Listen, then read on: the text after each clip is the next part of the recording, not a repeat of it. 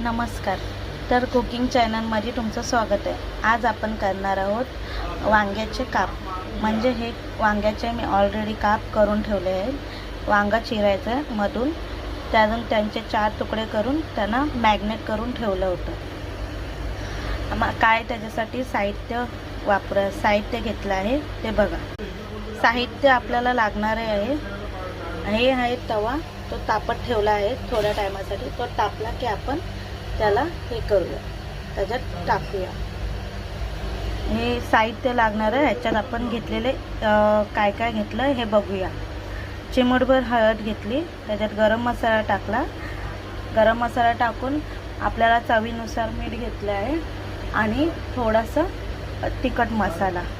हे घेऊन आपण व्यवस्थित तुम्हाला पाहिजे असेल तर तुम्ही त्याच्यात लिंबूही ॲड करू शकता. पण असं क्रंची लागतो. आणि मग हे सर्व मिक्स करून त्याला मॅग्नेट करून ठेवायचं थोड्या टायमासाठी. मॅग्नेट करून ठेवलं 10 मिनटं ठेवून द्यायचे एक साईडला.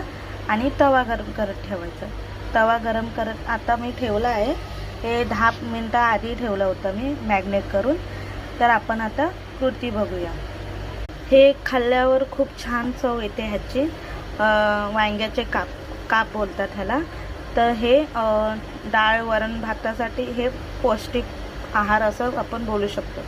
थोड्यात जास्त चवीला येणारा हा पदार्थ आहे आणि खूप छान लागतो हा पदार्थ. तर आपण आता बघूया. तवा मस्त तापला आहे आता आणि मग त्याच्यात आपण तेल ओतूया. ओके, असं तेल ओतायचं आणि एक एक त्याच्यात असं सोडायचं. मस्त क्रंची होतं आणि खायला सुद्धा चांगली चव लागते.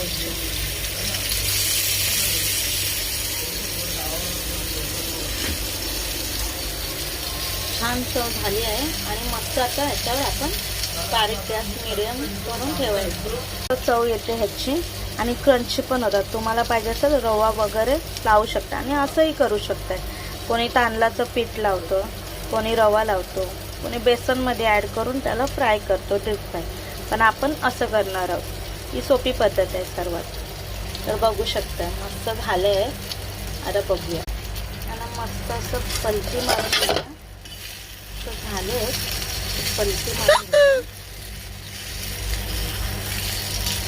पलटी मारून घेतलं आहे. मस्त असं शिजतात. आणि ही आपली झाली आहे वांग्याचे काप. तर मित्रांनो, सबस्क्राईब करा आणि लाईक करा.